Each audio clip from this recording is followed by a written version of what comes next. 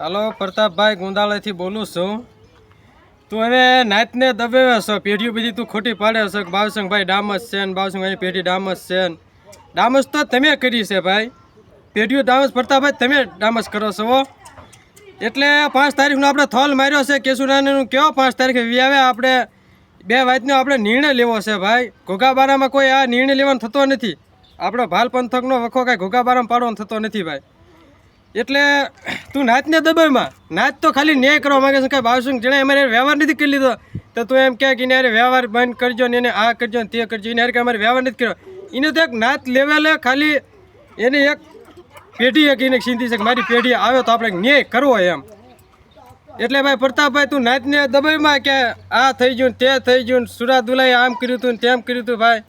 એટલે પ્રતાપભાઈને આપણે એટલું જ કહેવાનું છે. તું કેશુનાનું ને કે ભાઈ તારે 2 વાતનો ન્યાય કરવો હોય. પ્રતાપભાઈ તારે હારે ન્યાય લેવો હોય તારે ઉર્ધડો વખો અત્યારે કેશુનાનું તું જ લીધો છે પ્રતાપભાઈ.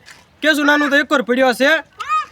એટલે તું કેશુનાનું 2 આવો, આપણે 2 બાવસંગ જીણાની પેઢી આવો. નાનું હારી લગાય રાજપરા ખોડિયાર રાજપરા કીધેલું છે. આપણે 5 પેઢીનું નામ નાખેલું છે અંદર. બાવસંગ જીણાની પેઢી ડામસ છે. બીજી પેઢી આપણે હા પાડતું ના આપણે ભેગા થવાનું છે તમ તારે.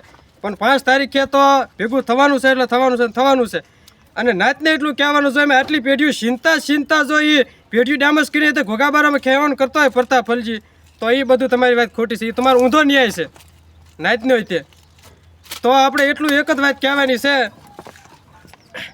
કે ભાઈ આપણે તું અહીં આવી જા. બાવસંગ જીણાની પેઢીએ 5 તારીખે આપણે કેશુનાની વાતનો 2 વાતનો જવાબ દેવો છે. એક એમ કહે છે ને એક ભંડીક્યો ને એક નેહરુ મકોડિયાનો વાડો એ 2 વાતનો આપણે જવાબ દેવો છે કેશુનાનું ને.